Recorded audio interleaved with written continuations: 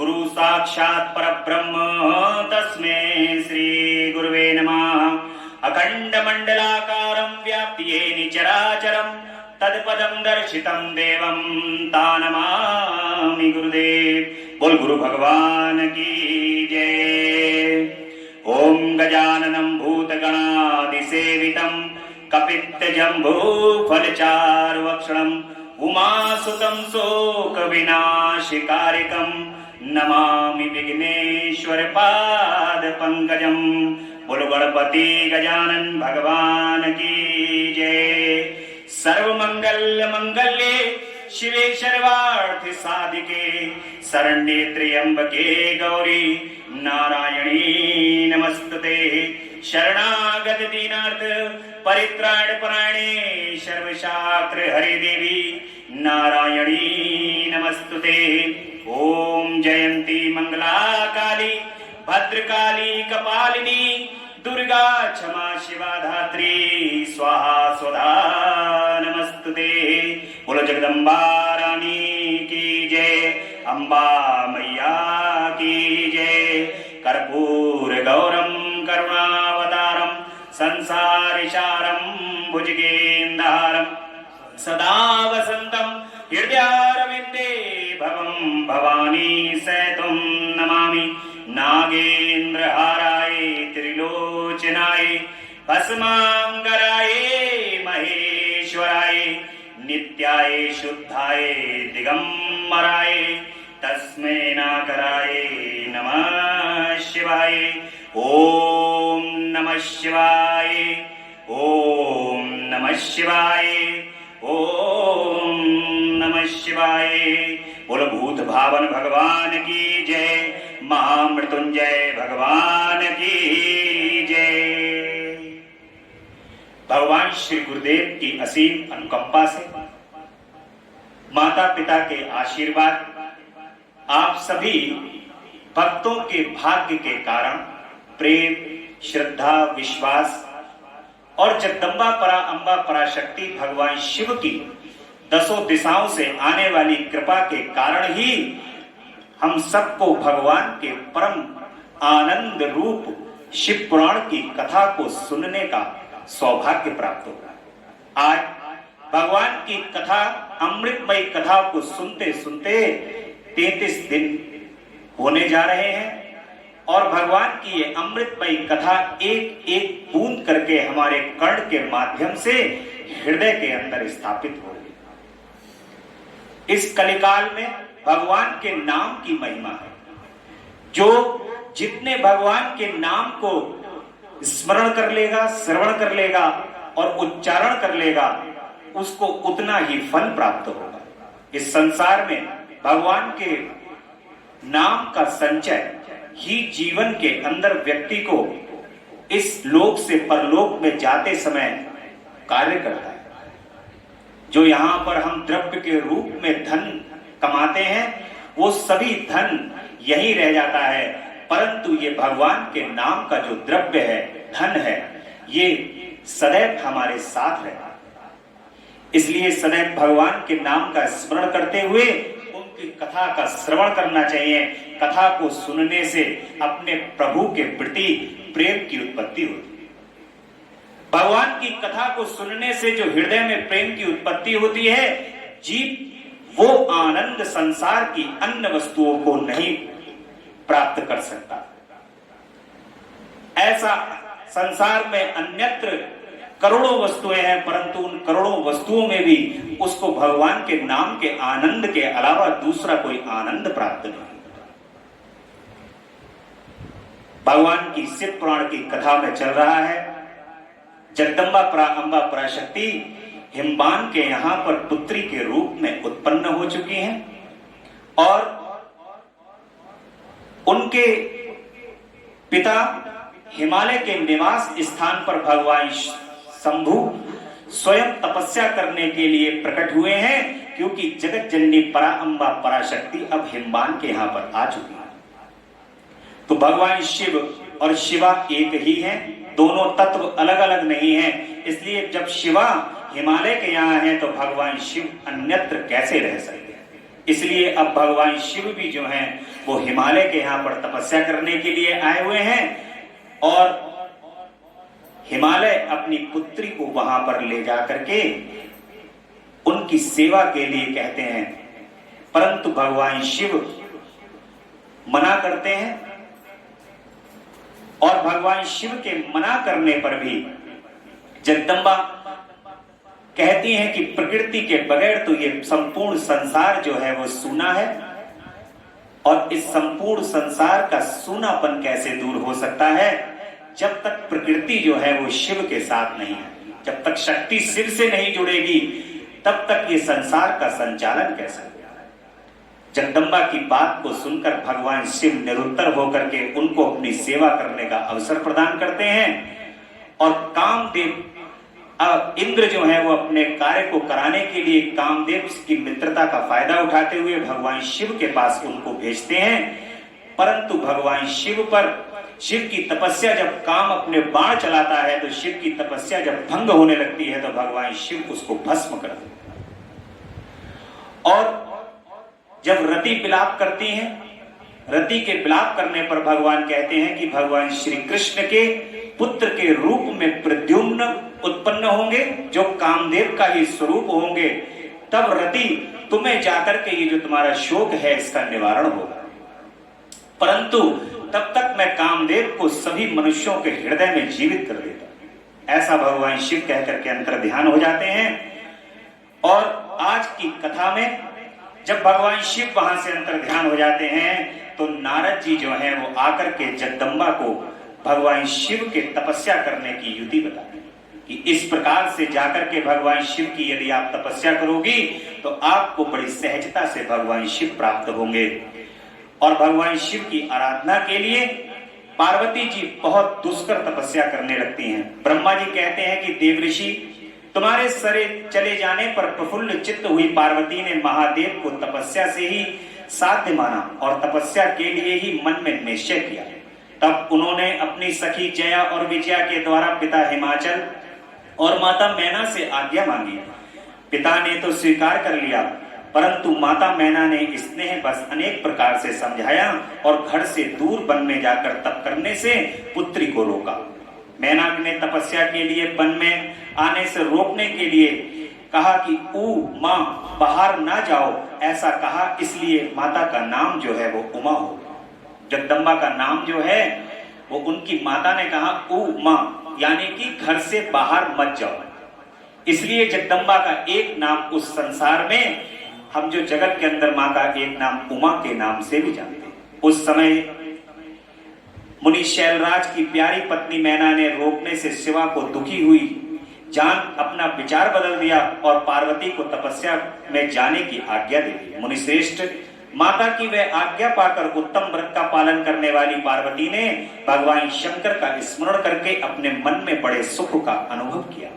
माता पिता को प्रसन्नता पूर्वक प्रणाम करके शिव के स्मरण पूर्वक दोनों सखियों के साथ में तपस्या करने के लिए चली गईं। अनेक प्रकार के प्रिय वस्त्रों का परित्याग करके पार्वती ने कटि प्रदेश में सुंदर मुंज की मेखला बांध शीघ्र ही बक्कल धारण कर लिया और हार का परिहार करके उत्तम मृगचर्म को हृदय से लगाया।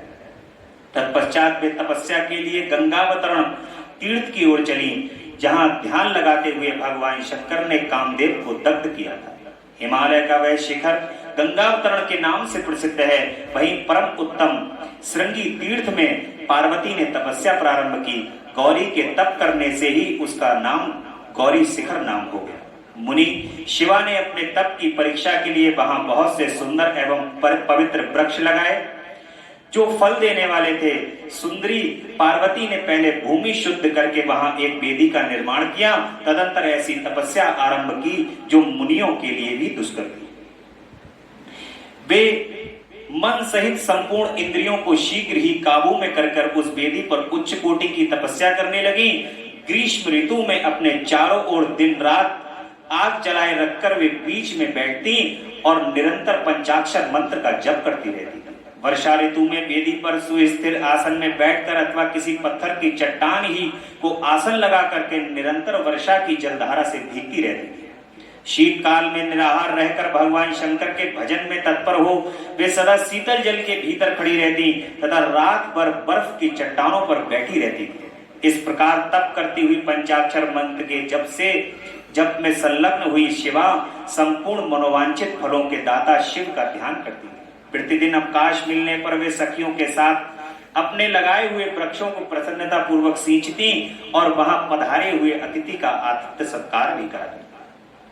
इससे हमें यह शिक्षा प्राप्त होती है कि भगवान शिव प्रकृति का संरक्षण करने से अति प्रसन्न होते हैं। जो व्यक्ति प्रकृति का संरक्षण करता है, वृक्ष जो फलदार वृक्ष होते हैं, छायादार वृक्ष होते हैं, जो मनुष्य फलदार और छायादार वृक्षों को लगाते हैं, भगवान शिव उन पर कृपा करते हैं। शुद्ध चित्त वाली पार्वती ने प्रचंड आंधी, कड़ाके की सर्दी, अनेक प्रकार की वर्षा, दुस्सह धूप का भी सेवन किया। उनके ऊपर वहां नाना प्रकार के दुख आए, परंतु उन्होंने उन सबको नहीं गिना। मुनि वे केवल शिव में मन लगाकर वहां सुस्थिर भाव से खड़ी हुई या बैठी रहती थी। उनका पहला वर्ष फलाहार में बीता, दूसरा वर्ष उन्होंने केवल पत्ते चबाकर बिताया। इस तरह तपस्या करती हुई देवी पार्वती ने क्रमशः असंख्य वर्ष व्यतीत कर दिए। तदंतर हिमवान की पुत्री शिवा देवी पत्ते खाना भी छोड़कर सर्वथा निराहार रहने लगी। तो भी तपस्या में उनका अनुराग बढ़ता ही गया। हिमाचल पुत्री शिवा ने भोजन के लिए पर्ण का भी परित्याग कर दिया, इसलिए देवताओं ने उनका नाम अपर्णा रख दिया। इसके बाद पार्वती भगवान शिव के स्मरण पूर्वक एक पैर से खड़ी होकर पंचाक्षर मंत्र का जप करती हुई बड़ी भारी तपस्या करने लगी। उनके अंग चीर और बक्कल से ढके हुए वे मस्तक पर जटाओं का समूह धारण किए रहती थी। इस प्रकार शिव के चिंतन में लगी हुई पार्वती ने अपनी तपस्या द्वारा मुनियों को जीत लिया। उस तपोवन में महेश्वर के चिंतन पूर्वक तपस्या करती हुई काली के 3 वर्ष बीत गए। तदंतर वहां महादेवी ने 60,000 वर्षों तक तप किया। इस स्थान पर क्षण भर ठहरकर शिवा देवी इस प्रकार चिंता करने लगी, क्या महादेव इस समय यहाँ यह नहीं जानते कि मैं उनके लिए नियमों के पालन में तत्पर हो तपस्या कर रही हूँ? फिर क्या कारण है कि सुदीर्घ काल से तपस्या में लगी हुई मुझ सेविका के पास वे नहीं आए? लोक में, वेद में और मुनियों द्वारा गिरीश की महिमा का गान किया जाता है। यही कहते ही भगवान शंकर सर्वत्र सर्वात्मा सर्वदर्शी समस्त ऐश्वर्यों के दाता दिव्य शक्ति संपन्न सबके मनोभावों को समझने वाले भक्तों को उनकी अभिष्ट वस्तु का फल देने वाले और सदा समस्त क्लेशों का निवारण करने वाले। यदि मैं समस्त कामनाओं का परित्याग करके भगवान वृषध्वज में अनुरक्त हुई तो वे कल्याणकारी भगवान शिव यहाँ मुझ पर प्रसन्न हो। यदि मैंने नारद स्तोत्र शिव पंचाक्षर मंत्र का सदा उत्तम भक्ति भाव से विधि पूर्वक जप किया हो तो भगवान शंकर मुझ पर प्रसन्न हो। यदि मैं सर्वेश्वर शिव की भक्ति से युक्त एवं निर्विकार हूँ तो भगवान शिव मुझ पर अत्यंत प्रसन्न हो। इस तरह नित्य चिंतन करती हुई जटा बक्कल धारणी निर्विकारा पार्वती मुंह नीचे किए हुए सुदीर्घ काल तक तपस्या में लगी रही। उन्होंने ऐसी तपस्या की जो मुनियों के लिए भी दुष्कर थी। वहां उस तपस्या का स्मरण करके पुरुषों को बड़ा विस्मय हुआ। महर्षि पार्वती की तपस्या का जो दूसरा प्रभाव पड़ा था उसे भी इस समय सुनो। जगदम्बा पार्वती का वह महान तप परम आश्चर्यजनक था जो स्वभावतः एक दूसरे के विरोधी थे। ऐसे प्राणी भी उस आश्रम के पास जाकर उनकी तपस्या के प्रभाव से विरोध रहित हो जाते थे। सिंह और गौ आदि सदा सगादी दोषों से संयुक्त रहने वाले पशु भी पार्वती की तप की महिमा से वहां परस्पर बाधा नहीं पहुंचाते। देखिए भगवान शिव का जो परिवार है उस परिवार में परस्पर विरोधी लोग जो हैं वो सब एक साथ रहते हैं। और यहां पर ये बताया गया है ये सब विरोधी लोग जगदम्बा जब तप कर रही हैं, घोर तप कर रही हैं, उनके तप के कारण बस केवल स्तब्ध होकर के माँ को देख रहे हैं। इसके अलावा और कोई कार्य नहीं कर रहे हैं। बुद्धि उनकी इस कार्य में नहीं लग रही है। सिंह जो है वो ये नहीं समझ रहा है कि ये जो सामने गौ है ये मेरा भोजन है। सर्प जो है वो ये नहीं सोच रहा जो चूहा है वो मेरा भोजन है। वो जगदम्बा की तप को देख करके स्तब्ध हैं। और मुनिश्रेष्ठ इनके अतिरिक्त जो स्वभावता एक दूसरे के बैरी हैं वे चूहे बिल्ली आदि दूसरे जीव भी उस आश्रम पर कभी रोष नहीं, विकारों से युक्त नहीं होते। उनमें विकार उत्पन्न हो ही नहीं सकता क्योंकि माँ जब इतना घोर तप कर रही हैं जगदम्बा परा अम्बा पराशक्ति ये भगवान शिव और जगदम्बा की लीला ही है। जैसे मानो माँ जो है वो समस्त संसार को ये शिक्षा और प्रेरणा दे रही हैं कि भगवान शिव तो तपस्या के द्वारा प्राप्त होने वाले देव हैं। भगवान शिव को तप के द्वारा प्राप्त किया जाता है। इसीलिए आपने देखा होगा भगवान शिव के जो भक्त हैं मीलों दूर से भगवान की जल को भर करके लाके बम बम भोले करते हुए आते हैं और भगवान शिव उनकी तपस्या से प्रसन्न होते हैं। ऐसी भगवान शिव की लीला है। और इस कलिकाल में तो भगवान का केवल जरा से नाम का स्मरण करने से और थोड़ा सा तप करने से ही भगवान अति प्रसन्न हो जाते हैं, क्योंकि वे समस्त इस संसार के अंदर मनुष्यों की जो कैपेसिटी है उसको जानते हैं कि ये तो जो है वो आधे घंटे 1 घंटे के ही है या 2 घंटे के ही है, इसके अलावा इससे ज्यादा नहीं कर सकते। लेकिन जो मन लगाकर हृदय से भगवान के नाम का स्मरण कर लेता है, उनके नाम का चिंतन कर लेता है, भगवान उतने में ही प्रसन्न हो जाते हैं। मुनिश्रेष्ठ इसके अतिरिक्त जो स्वभावता एक दूसरे के बैरी हैं, वे सब एक साथ आ जाते हैं। वहां के सभी वृक्षों में सदा फल लगे रहते थे। भांति भांति के तृण और विचित्र पुष्प उस वन की शोभा बढ़ाते थे। वहां का सारा वन प्रांत कैलाश के समान हो गया, पार्वती के तप की सिद्धि का साकार रूप बन गया। ब्रह्मा जी कहते हैं कि मुनीश्वर शिव की प्राप्ति के लिए इस प्रकार तपस्या करती हुई पार्वती के बहुत वर्ष बीत गए, तो भी भगवान शंकर प्रकट नहीं हुए। तब हिमाचल, मैना, मेरु और मंदराचल आदि ने आकर पार्वती को समझाया और शिव की प्राप्ति को अत्यंत दुष्कर बताकर उनसे यह अनुरोध किया कि तुम तपस्या छोड़कर घर को चली आओ। तब उन सबकी बात सुनकर पार्वती ने कहा, पिताजी, माताजी तथा मेरे सभी बांधव, मैंने पहले जो बात कही थी उसे क्या आप लोगों ने भुला दिया है? अस्तु, इस समय भी मेरी जो प्रतिज्ञा है उसे आप लोग सुन लें। जिन्होंने रोष से कामदेव को जलाकर भस्म कर दिया है, वे महादेव यद्यपि विरक्त हैं, तो मैं भी अपनी तपस्या से उन भक्त वत्सल भगवान शंकर को अवश्य संतुष्ट करूं। माता जी कह रही हैं, अगर वो भी जो हैं वो कामदेव को भस्म कर सकते हैं, तो मैं भी अपनी तपस्या से उनको संतुष्ट करूंगी। आप लोग प्रसन्नता पूर्वक अपने अपने घर को जाएं। महादेव संतुष्ट होंगे, इसमें अन्यथा विचार की आवश्यकता नहीं है। उन्होंने कामदेव को जलाया है, जिन्होंने इस पर्वत के वन को भी जलाकर भस्म कर दिया है, उन भगवान शंकर को मैं केवल तपस्या से ही यहीं बुलाऊंगी। महाभागगण, आप ये जान लें कि महान तपोबल से ही भगवान शिव की सेवा सुलभ हो सकती है। माता कह रही है कि महान तपोबल से ही भगवान शिव की तपस्या जो है वो सुलभ हो सकती है। यह मैं आप लोगों से सत्य कहती हूँ, सत्य कहती हूँ और सत्य कहती हूँ, और यही सत्य है। देखिए, भगवान शिव की यदि सरलता पूर्वक प्राप्ति करनी है तो उसका सबसे सरल और सीधा उपाय है जगदम्बा के श्री चरण कमल का स्नेह। जो मां के श्री चरण कमल से स्नेह करता है, भगवान शिव बगैर तपस्या के बड़ी सहजता से उसको प्राप्त हो जाता है। जैसे राधे राधे जपोगे तो चले आएंगे बिहारी। राधा रानी के अंदर ही भगवान बांके बिहारी छुपे हुए हैं। इसी प्रकार से जगदम्बा के अंदर ही भगवान शिव हैं। इसलिए जो जगदम्बा के नाम का स्मरण करता है और जगदम्बा के नाम का और उनके श्री चरण कमल का सहारा लेता है, भगवान शिव बगैर तपस्या के बड़ी सहजता से उसको प्राप्त हो।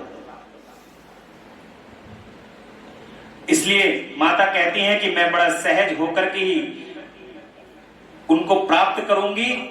वे तप से प्राप्त होने वाले देव हैं। सुमधुर भाषण करने वाली पर्वत राजकुमारी शिवा माता, मेनका भाई मैनाक, पिता हिमालय और मंदराचल आदि उपयुक्त बात कहकर शीघ्र ही चुप हो गए। शिवा के ऐसा कहने पर वे चतुर चालाक पर्वत गिरिराज, सुमेरु आदि गिरिजा की बारंबार प्रशंसा करते हुए अत्यंत विस्मित हो जैसे आए थे वैसे ही लौट जाते। उन सबके चले जाने पर सखियों से घिरी हुई माता मन में यथार्थ निश्चय करके पहले से भी अधिक उग्र तपस्या करने लगी। मुनिश्रेष्ठ देवताओं, असुरों, मनुष्यों और चराचर प्राणियों सहित समस्त त्रिलोकी उस महती तपस्या से संतप्त हो उठी। उस समय समस्त देवता असुर यक्ष किन्नर चारण सिद्ध साध्य मुनि विद्याधर बड़े बड़े नाग प्रजापति गुहाक तथा अन्य लोग महान से महान कष्ट में पड़ गए, परंतु इसका कोई कारण उनकी समझ में नहीं आया। तब इंद्र आदि सब देवता मिलकर गुरु बृहस्पति से सलाह लेकर बड़ी विलहता के साथ सुमेरु पर्वत पर मुझ विधाता की शरण में आए। उस समय उनके सारे अंग संतप्त हो रहे थे। वहां आ मुझे प्रणाम कर उन सभी व्याकुल और कांतिहीन देवताओं ने मेरी स्तुति करके एक साथ मुझसे पूछा कि प्रभु, जगत के संतप्त होने का क्या कारण है। उनका यह प्रश्न सुनकर मन ही मन शिव का स्मरण करके विचार पूर्वक मैंने सब कुछ जान लिया। उस समय विश्व में जो दाह उत्पन्न हो गया था वह गिरिजा की तपस्या का फल है। अब माता को जब तपस्या कौन कर रहा है, जगदम्बा कर रही है। और जगदम्बा का जब कार्य सिद्ध नहीं होता है तो जगदम्बा जो है वो रोष में आ जाती है। क्षणे रुष्टा रुष्टा तुष्टा क्षणे क्षणे रुष्टा क्षणे तुष्टा रुष्टा तुष्टा क्षणे क्षणे। जरा सी देर में प्रसन्न हो जाती हैं, जरा सी देर में रुष्ट हो जाती हैं। जगदम्बा जो है वो अब जो अपनी तपस्या है, तपस्या से पूरे संसार को संतप्त कर देती हैं। उनके तेज से, उनकी तपस्या से सारा संसार जो है वो तप्त होने लगा। जब उनके तेज से सारा संसार जो है वो तप्त उत्पन्न हो जाता है तो गिरिजा की तपस्या का फल है, ऐसा भगवान ब्रह्मा जी कहते हैं। ये जानकर मैं उनके सबके साथ शीघ्र ही क्षीर सागर को भगवान विष्णु के पास गया। भगवान विष्णु से सब कुछ बताना था। वहां पहुंचकर देखा भगवान श्री हरि सुखद आसन पर विराजमान थे। देवताओं के साथ मैंने हाथ जोड़कर प्रणाम पूर्वक उनकी स्तुति की और कहा कि महाविष्णु, तपस्या में लगी हुई माता पार्वती परम उग्र तप से संतप्त हो, सब लोग आपकी शरण में आ रहे हैं, संसार संतप्त हो रहा है, आप हमें बचाइए। हम सब देवताओं की बात को सुनकर शेष सैया पर बैठे हुए भगवान लक्ष्मीपति हमसे कहते हैं, भगवान विष्णु कहते हैं कि देवताओं, मैंने आज पार्वती जी की तपस्या का सारा कारण जान लिया है, अतः तुम लोगों के साथ अब परमेश्वर शिव के समीप चलता हूं। हम सब लोग मिलकर ये प्रार्थना करेंगे कि वे गिरिजा को ब्याह कर अपने यहाँ ले आए। अमरों, उस समय समस्त संसार के कल्याण के लिए भगवान से शिवा के पारिग्रहण के लिए अनुरोध करना। देवादिदेव पिनाकधारी भगवान शिव शिवा को वर देने के लिए जैसे भी वहां उनकी आश्रम पर जाएं, इस समय वह वैसा ही हम लोग सब मिलकर के प्रयत्न करें। आप परम मंगलमय महाप्रभु रुद्र जहां उग्र तपस्या में लगे हुए हैं वहां हम सब लोग चलो। भगवान विष्णु की यह बात सुनकर समस्त देवता आदि हठी क्रोधी और जलाने के लिए उद्धत रहने वाले प्रयत्न कर रुद्र से अत्यंत भयभीत होकर के कहते हैं। देवता कहते हैं कि भगवान, जो महाभयंकर कालाग्नि के समान दीप्तिमान और भयानक नेत्रों से युक्त हैं, उन रोष भरे महाप्रभु रुद्र के पास हम लोग नहीं जा सके। भगवान शिव का ऐसा स्वरूप क्यों है? भगवान शिव का ऐसा स्वरूप माता सती के जाने के बाद हो गया है। यदि जगदम्बा पार्वती की तपस्या को देख करके अगर भगवान शिव वहां पहुंच जाएं, तो उनका ये क्रोध शांत हो जाएगा। अगर भगवान शिव का क्रोध शांत हो जाता है तो भगवान शिव और माता पार्वती एक साथ आ जाएंगे, और जब ये दोनों एक साथ आ जाएंगे तो ये समस्त संसार का निर्माण हो जाएगा, समस्त संसार का कल्याण हो जाएगा। ऐसा देवता अपने कार्य को सिद्ध करने के लिए बार बार प्रयत्न कर रहे हैं। जो भयंकर कालाग्नि के समान दीप्तिमान और नेत्रों से युक्त हैं, उन रोष भरे महाप्रभु रुद्र के पास हम लोग नहीं जा सकेंगे, क्योंकि जैसे पहले उन्होंने कुपित हो दुर्जय काम को भी जला दिया था, उसी प्रकार वे हमें भी दग्ध कर डाले। इसमें कोई संशय नहीं। कोई डर के मारे भगवान शिव के पास जा ही नहीं रहा है। कह रहे भैया इनके पास बच जाओ, ये कहीं जरा सी देर में आप प्रसन्न हो गए तो समस्त कार्य जो है वो गड़बड़ कर देंगे और हमें तुम्हें भी सबको दग्ध कर देंगे। इंद्रादि देवताओं की बात सुनकर लक्ष्मीपति श्री हरि ने उन सबको सांत्वना देते हुए कहा, ऐसा देवता लोग कह रहे हैं, भगवान विष्णु कह रहे हैं कि हे देवताओं, तुम सब लोग प्रेम और आदर के साथ मेरी बात सुनो। भगवान शिव देवताओं के स्वामी तथा उनका भय का नाश करने वाले हैं। वे तुम्हें नहीं दग्ध करेंगे। तुम सब लोग बड़े चतुर हो, अतः तुम्हें शंभु को कल्याणकारी मानकर हमारे साथ सबके उत्तम प्रभु उन महादेव की शरण में चलना चाहिए। भगवान शिव पुराण पुरुष हैं, सर्वेश्वर हैं, वर्णीय हैं, परात्पर हैं, तपस्वी हैं और परमात्मा स्वरूप हैं। अतः हमें उनकी शरण में अवश्य चलना चाहिए। प्रभावशाली विष्णु के ऐसा कहने पर सब देवता उनके साथ पिनाकपाणी शिव का दर्शन करने के लिए चले जाते हैं। मार्ग में माता पार्वती का आश्रम पहले पड़ता है। अतः उन गिरिजा नंदिनी की तपस्या देखने के लिए विष्णु आदि सब देवता कौतूहल पूर्वक उनके आश्रम पर गए। पार्वती के श्रेष्ठ तप को देखकर सब देवता उनके उत्तम तेज से व्याप्त हो गए। उन्होंने तपस्या में लगी हुई उन तेजोमयी जगदम्बा को नमस्कार किया और साक्षात सिद्ध स्वरूपा सिद्ध देवी के तप की भूरी भूरी प्रशंसा करते हुए वे सब देवता उस स्थान पर गए। अब क्या हो रहा है? भगवान शिव माता पार्वती से पहले हैं, पहले जगदम्बा पार्वती का स्थान पड़ेगा। तो जब ये देवता लोग जो हैं वो रास्ते में माता को तपस्या करते हुए देखते हैं, तब ये देवता लोगों का आधा कार्य तो वहीं सिद्ध हो जाता। क्यों? क्योंकि मां जो है तपस्या कर रही हैं जिस, और जगदम्बा के जब उनको दर्शन हो गए हैं, शक्ति के दर्शन हो गए हैं, अब शिव से उनके मन के अंदर किसी भी प्रकार का भय नहीं है, क्योंकि उनको शक्ति रास्ते में प्राप्त हो गई है। उन देवताओं को रास्ते में शक्ति मिल गई है, इसलिए जो भगवान शिव का भय था अब वो भय कम हो गया। और जहां भगवान वृषभध्वज विराजमान थे, मुनि वहां पहुंचकर सब देवताओं ने पहले तुम्हें उनके पास भेजा और स्वयं वे मदनकारी भगवान हर्ष से दूर ही खड़े। वे वही देखते रहे कि भगवान शिव कुपित हैं या प्रसन्न हैं। नारद, तुम तो सदा निर्भय रहने वाले और विशेषता शिव के भक्त हो। अब जब कोई नहीं होता तो सबसे पहले कोई भी इस संसार के अंदर भी कोई बड़ा अधिकारी है और उस अधिकारी के समीप जाने वाला व्यक्ति कोई कहता है कि भैया पहले तुम जाओ आगे, और कोई बड़ा हिटलर अगर अधिकारी है तो उसका जो जानने वाला जो उससे प्रसन्न रहता है उसको पहले आगे करा जाता है। ऐसे ही सभी देवताओं ने सबसे पहले नारद जी को आगे कर दिया कि भैया तुम पहले जाओ, तुमसे भगवान शिव कुछ नहीं कहेंगे और तुम आगे हो। कुछ अगर बात होती है तो सबसे पहले तुम ही झेलोगे। इसलिए जो है वो नारद जी को आगे कर दिया और नारद जी से कहते हैं कि भैया तुम ही पहले जो है वो आगे जाओ। और वहां से देखते रहे।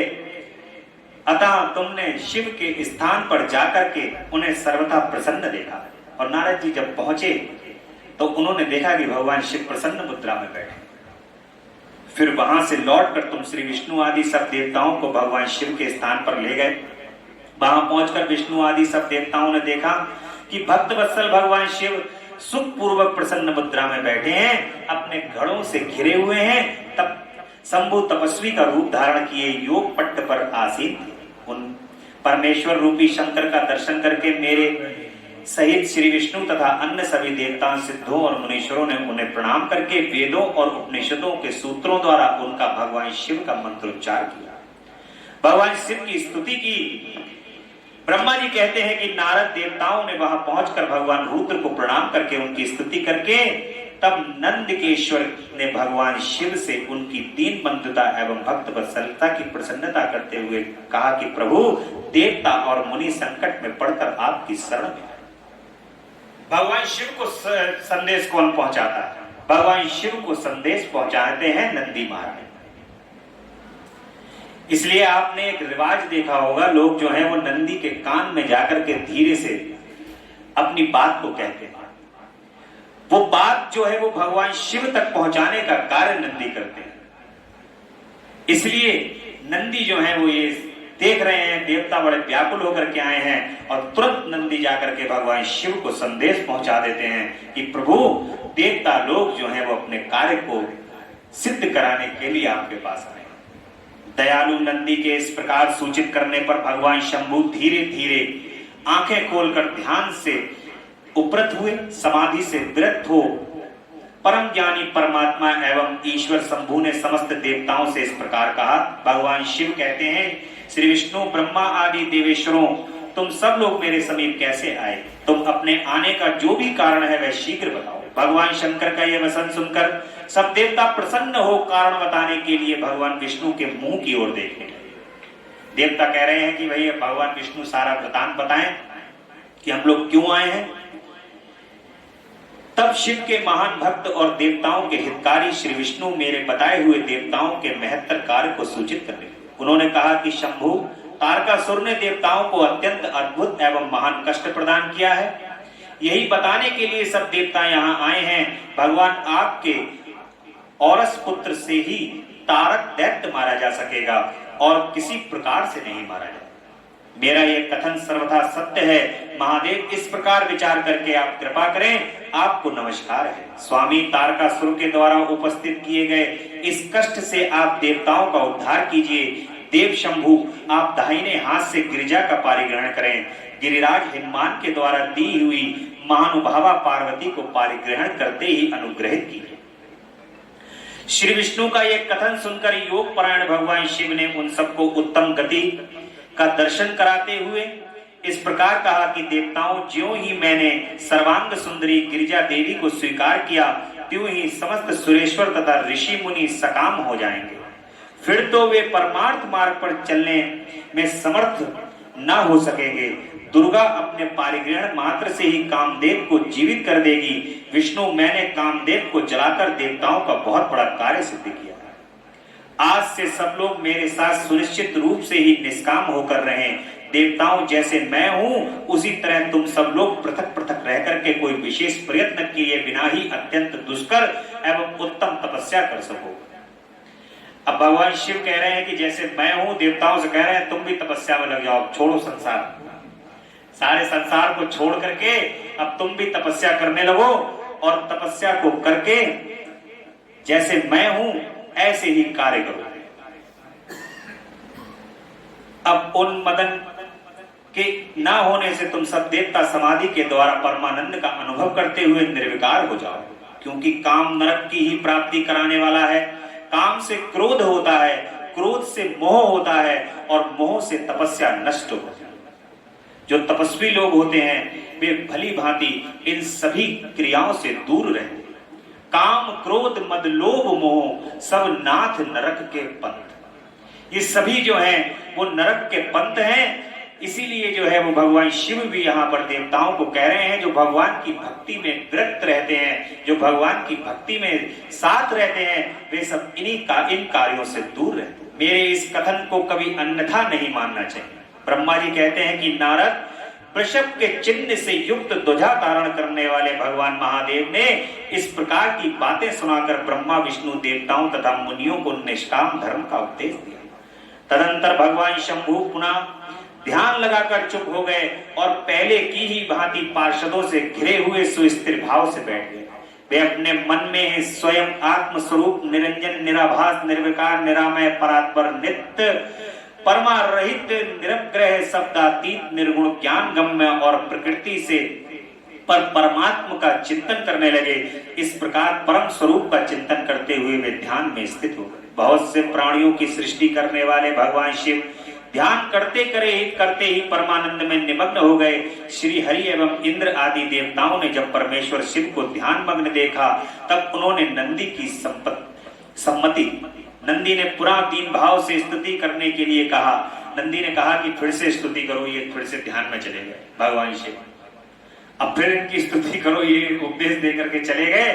अब इनको अगर दोबारा नहीं बुलाओगे तो देवताओं का कार्य सिद्ध नहीं होगा। फिर सभी देवता लोग जो हैं वो भगवान शिव की स्तुति करने लगे और उनकी नंदी की सहमति को पा करके वे बोले कि देव देव महादेव करुणा सागर प्रभु, हम आपकी शरण में आए हैं। भगवान तो शरणागत वत्सल है। जिसने ये कह दिया कि प्रभु हम आपकी शरणागत में हैं, तो भगवान को तो फिर उसका कार्य करना ही। शरणागत भी जो है वो केवल कह देने से नहीं होती है कि हमने केवल कह दिया कि हम प्रभु आपकी शरणागत में। शरणागत का मतलब है कि आप अपना मन जो है वो प्रभु के श्री चरण कमल में बिल्कुल न्योछावर कर दो, यही शरणागत है। और जब जो 24 घंटे भगवान की शरणागत रहता है तो भगवान तो शरणागत वत्सल हैं, पल पल क्षण क्षण जो है वो रक्षा करते हैं।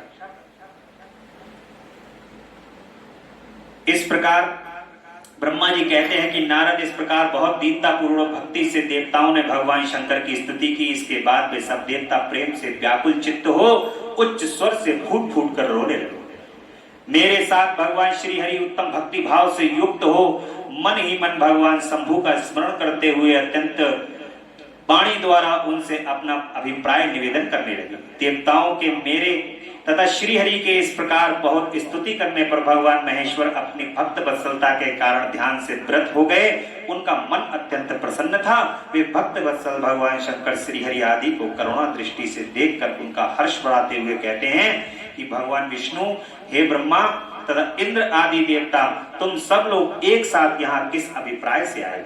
मेरे सामने सच सच बताओ। श्री हरि कहते हैं कि महेश्वर, आप सर्वज्ञ हैं, अंतर्यामी हैं। क्या आप हमारे मन की बात को नहीं जानते हैं? अवश्य जानते हैं, तथापि आपकी आज्ञा से मैं स्वयं भी कहता हूँ, सुखदायक भगवान शिव, हम सब देवताओं को तारकासुर से अनेक प्रकार का दुख प्राप्त हुआ है, इसलिए देवताओं ने आपको प्रसन्न किया। आपके लिए ही गिरिराज हिमालय से शिवा की उत्पत्ति कराई है। शिवा के गर्भ से आपके द्वारा जो पुत्र उत्पन्न होगा उसी से तारकासुर की मृत्यु होगी, दूसरे किसी उपाय से नहीं। ब्रह्मा जी ने उस दैत्य को यही वर दिया है, इस कारण दूसरे से उसकी मृत्यु नहीं हो रही है। अतएव वह निडर होकर सारे संसार को कष्ट दे रहा है। इधर नारद जी की आज्ञा से पार्वती जी कठोर तपस्या कर रही हैं। उनके तेज से समस्त चराचर प्राणियों सहित त्रिलोकी आच्छादित हो गई। इसलिए परमेश्वर, आप शिवा को वर देने के लिए जाइए, स्वामी देवताओं का दुख मिटाइए और हमें सुखी कीजिए। हे प्रभु, मेरे साथ देवताओं के हृदय में आपके विवाह का उत्सव देखने के लिए बड़ा भारी उत्साह है, अतः आप यथोचित रीति से विवाह कीजिए। परात्पर परमेश्वर, आपने रति को जो वर दिया है उसकी पूर्ति का अवसर आ गया, अतः अपनी प्रतिज्ञा को शीघ्र सफल कीजिए। ब्रह्मा जी कहते हैं कि नारद, ऐसा कहकर उन्हें प्रणाम करके श्री विष्णु आदि देवताओं और महर्षियों ने नाना प्रकार के स्तोत्रों द्वारा पुनः उनकी स्तुति की। फिर वे सब के सब सामने खड़े हो गए। भक्तों के अधीन रहने वाले भगवान शिव, जो वेद मर्यादा के रक्षक हैं, देवताओं की बात सुनकर हंस करके कहते हैं कि हे हरे, हे विधे, हे देवताओं, तुम सब लोग आदर पूर्वक सुनो। मैं यथोचित विशेषता विवेक पूर्वक बात कह रहा हूँ। विवाह करना मनुष्यों के लिए उचित कार्य नहीं है, क्योंकि विवाह दृढ़ता पूर्वक बांध रखने वाली एक बहुत बड़ी बेड़ी। जगत में बहुत से कुसंग हैं, परंतु स्त्री का संग उनमें सबसे बढ़कर है। मनुष्य सारे बंधनों से छुटकारा पा सकता है, परंतु स्त्री प्रसंगी रूपी बंधन से मुक्त नहीं हो सकती। लोहे और कांट की बनी हुई बेड़ियों में दृढ़ता पूर्वक बंधा हुआ पुरुष भी एक दिन उस कैद से छुटकारा पा जाता है, परंतु स्त्री पुत्र आदि के बंधन में बंधा हुआ मनुष्य कभी छूट नहीं पाता।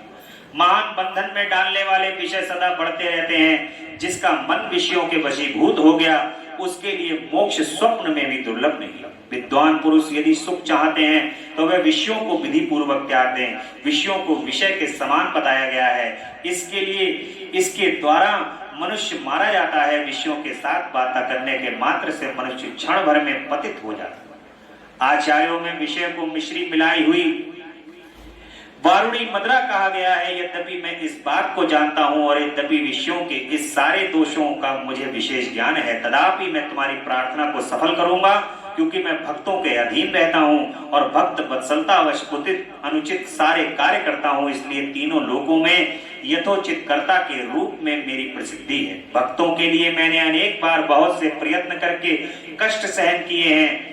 गृहपति होकर विनाश्वर मुनि का दुख दूर किया है। हरे विधे, सब अधिक कहने की क्या आवश्यकता है। मेरी जो प्रतिज्ञा है उसे तुम सब लोग अच्छी तरह जानते हो। मैं ये सत्य कहता हूँ कि तुम जब जब भक्तों पर कहीं विपत्ति आती है, तब तब मैं तत्काल सारे कष्ट को हर लेता हूँ। तारकासुर से तुम सब लोगों को जो दुख प्राप्त हुआ है उसे मैं जानता हूँ और उसका हरण करूंगा। यह भी सत्य सत्य बता रहा हूँ। यद्यपि मेरे मन में विवाह करने की कोई रुचि नहीं है, तथापि मैं पुत्रोत्पादन के लिए गिरिजा के साथ विवाह करूंगा। तुम सब देवता अब निर्भय होकर अपने अपने घर को जाओ। मैं तुम्हारा कार्य सिद्ध करूंगा। इस विषय में अब कोई विचार नहीं करना चाहिए। ब्रह्मा जी कहते हैं कि नारद ऐसा कहकर भगवान शिव मौन होकर के समाधि में स्थित हो जाते हैं और विष्णु आदि सभी देवता अपने अपने धाम को चले जाते हैं। बोले भक्त वत्सल भगवान की जय। ब्रह्मा जी कहते हैं कि देवताओं के अपने आश्रम में चले जाने पर पार्वती के तप की परीक्षा के लिए भगवान शिव समाधिस्थ हो गए। वे स्वयं अपने आप में अपने ही परात्पर स्वस्थ माया रहित एवं उपद्रव शून्य स्वरूप का चिंतन करने लगे। उस ध्येय वस्तु के रूप में साक्षात भगवान महेश्वर ही विराजमान है, उनकी गति का किसी को ज्ञान नहीं होता। वे भगवान वृषभध्वज ही सबके सृष्टा परमेश्वर हैं। ताप उन दिनों पार्वती देवी बड़ी भारी तपस्या कर रही थी। उस तपस्या से रुद्रदेव भी बड़े विस्मय में पड़ गए थे। भगवान शिव भी माता की तपस्या को देख करके विस्मय में पड़ गए। इतनी घोर तपस्या कैसे हो सकती है? उस तपस्या को तो ध्यानस्थ रहने वाले भगवान शिव जब जगदम्बा की ऐसी तपस्या को देख करके स्तब्ध रह जाते हैं, तब भक्ताधीन होने के कारण ही समाधि से विचलित हो गए और किसी कारण में कोई और कारण नहीं था। तदंतर सृष्टिकर्ता हर ने वशिष्ठ और आदि सप्त ऋषियों का स्मरण किया। उनके स्मरण करते ही वे सातों ऋषि शीघ्र ही वहां आ पहुंचे। उनके मुख पर प्रसन्नता छा रही थी तथा वे सब के सब अपने सौभाग्य की अधिक सराहना करते।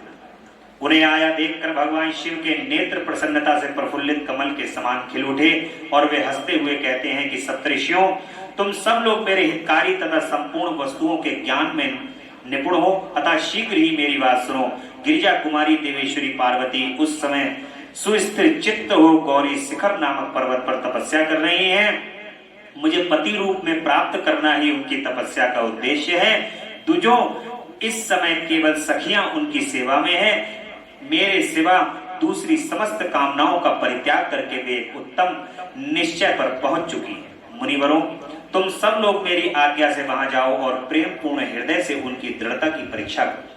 वहां तुम्हें सर्वदा छल युक्त बातें करनी चाहिए। उत्तम व्रतधारी महर्षियों, मेरी आज्ञा से ऐसा करना है, इसलिए तुम्हें संशय नहीं करना चाहिए। भगवान शंकर की यह आज्ञा पाकर वे सातों ऋषि तुरंत ही उस स्थान पर जा पहुंचे जहां दीप्तमती जगदम्बा पार्वती विराजमान थी। सप्त ऋषियों ने वहां शिवा को तपस्या की मूर्तिमती दूसरी सिद्धि के समान देखा। उनका तेज महान था, वे अपने उत्तम तेज से प्रकाशित हो रही थी। उन उत्तम व्रतधारी सप्त ऋषियों ने उन्हें मन ही मन प्रणाम किया और उनके द्वारा विशेषता पूजित हो वे मस्तक झुकाए हुए इस प्रकार से कहते हैं कि देवी गिरिजानंदिनी, हमारी ये बात सुनो। हम जानना चाहते हैं कि तुम किस लिए तपस्या करती हो तथा किसके द्वारा देवताओं और किसके फल को पाना चाहती हो। उन द्विजों के इस प्रकार पूछने पर गिरिजा कुमारी देवी शिवा ने उनके सामने अत्यंत गोपनीय होने पर भी सच्ची बात बताई। पार्वती माता कहती हैं कि मुनीश्वरों, आप लोग प्रसन्नता पूर्वक हृदय से मेरी बात सुनो। मैंने अपनी बुद्धि से जिनका चिंतन किया है, अपना यह विचार मैं आपके सामने रखती हूँ। आप लोग मेरी असंभव बातें सुनकर मेरा उपहास करें, इसलिए उन्हें कहने में संकोच ही नहीं होता। तथापि कहती हूँ, क्या करूं, मेरा यह मन अत्यंत दृढ़ता पूर्वक एक उत्कृष्ट कर्म के अनुष्ठान में लगा है और एक ऐसा करने के लिए विवश हो गया है कि यह पानी के ऊपर बहुत बड़ी ऊंची दीवार खड़ी करनी है। देवऋषि, एक उपदेश पाकर मैं भगवान रुद्र मेरे पति हो, इस मनोरथ को मन में लिए अत्यंत कठोर तप कर रही हूं। मेरा मन रूपी पक्षी बिना पांख के ही हट पूर्वक आकाश में उड़ रहा है। मेरे स्वामी करुणानिधान भगवान शंकर ही उसकी इस आशा की पूर्ति कर। पार्वती के यह वचन सुनकर वे मुनि हंस पड़े और गिरिजा का सम्मान करते हुए प्रसन्नता पूर्वक छल युक्त मिथ्या वचन बोले कि ऋषियों ने कहा कि गिरिजानंदिनी देवऋषि नारद व्यर्थ ही अपने को पंडित मानते हैं, उनके मन में क्रूरता भरी रहती है। आप समझदार होकर भी क्या उनके चरित्र को नहीं जानती? नारद छल कपट की बातें करके और दूसरों के चित्त को मोह में डालकर मत डालते हैं। उनकी बातें सुनने से सर्वथा हानि ही होगी। ब्रह्मपुत्र दक्ष के पुत्रों को नारद ने जो छल पूर्ण उपदेश दिया, उस वक्त उसका फल क्या हुआ? वे सब के सब अपने पिता के घर लौट कर ना आ सके। यही दक्ष के दूसरे पुत्रों का भी हुआ। वे भी उनके चक्कर में आकर भिखारी बन गए। विद्याधर चित्रकेतु को उन्होंने ऐसा उपदेश दिया कि उनका घर ही उजड़ गया। प्रहलाद को अपना चेला बनाकर उन्होंने हिरण्यकश्यप से बड़े बड़े दुख दिलवाए। वे सदा दूसरों की बुद्धि में भेद पैदा करते हैं। नारद मुनि कानों को पसंद आने वाली अपनी विद्या जिसको सुना देते हैं, वही अपना घर छोड़कर तत्काल भीख मांगने लगता है। अब ये सप्त ऋषि जो भगवान शिव की आज्ञा से आए हैं, माता को जो है वो दिग्भ्रमित करने की कोशिश कर रहे हैं कि कैसे भी माता जो है वो दिग्भ्रमित हो जाए। नारद की बुराई कर रहे हैं और कहते हैं कि विद्वानों द्वारा सम्मानित होने वाली तुम भी व्यर्थ ही भुलावे में आ गई हो और मूर्ख बनकर दुष्कर तपस्या कर रही हो। कहते हैं कि तुम जिनके लिए ये भागी तपस्या करती हो वे रुद्र सदा उदासीन हैं, निर्विकार हैं, काम के शत्रु हैं, इसमें संशय नहीं है। वे अमांगलिक वस्तुओं से युक्त शरीर धारण करते हैं, लज्जा को निलज्जित तिलांजलि दे चुके हैं, उनका ना कहीं घर है न द्वार है, वे किस कुल में उत्पन्न हुए हैं उनका किसी को पता नहीं है। कुत्सित भेद को धारण किए भूतों तथा प्रेतों आदि के साथ रहते हैं और नंग धड़ंग हो शूल धारण किए घूमते रहते हैं। धूर्त नारद ने अपनी माया ने से तुम्हारे सारे विज्ञान को नष्ट कर दिया है, युक्ति से तुम्हें मोह लिया है और तुमसे तप करवाया है। देवेश्वरी गिरजानंदिनी, तुम ही विचार करो कि ऐसे वर को पाकर तुम्हें क्या सुख मिलेगा। पहले रुद्र ने बुद्धि से खूब सोच विचार करके साध्वी सती से विवाह किया, परंतु वे ऐसे मूढ़ हैं कि कुछ दिन भी उनके साथ को निभा ना सके। उन बिचारी को कैसे वैसे ही दोष देकर उन्होंने त्याग दिया और स्वयं स्वतंत्र हो अपने निष्कल और शोक रहित स्वरूप का ध्यान करते हुए उसी में सुखपूर्वक रम गए। देवी जो सदा अकेले रहने वाले शांत संग रहित और अद्वितीय हैं, उनके साथ किसी स्त्री का निर्वाह कैसे होगा। आज कुछ भी नहीं बिगड़ा है, तुम हमारी आज्ञा मानकर घर लौट चलो और इस दुर्बुद्धि को त्याग दो। महाभागों, इससे तुम्हारा भला होगा। तुम्हारे योग वर भगवान विष्णु जो समस्त सद्गुणों से युक्त हैं, वे बैकुंठ में रहते हैं, लक्ष्मी के स्वामी हैं और नाना प्रकार की क्रीड़ाएं करने में कुशल हैं। उनके साथ हम तुम्हारा विवाह करा दें।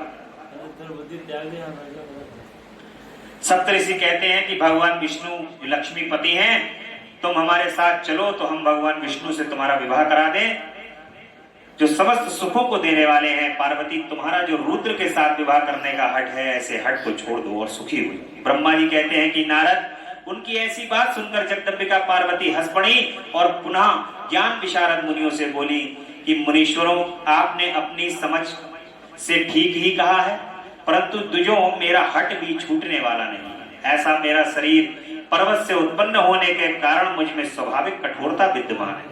अपनी बुद्धि से ऐसा विचार कर आप लोग मुझे तपस्या से रोकने का कष्ट ना करें। देवऋषि का उपदेश वाक्य मेरे लिए परम हितकारक है, इसलिए मैं उसे कभी नहीं छोड़ूंगी। वेद वेदता भी ये जानते हैं कि गुरुजनों का वचन हितकारक होता है। अब देखो माता जो है वो किस प्रकार नारद जी की बात को पकड़ करके भगवान शिव की तपस्या कर रही हैं।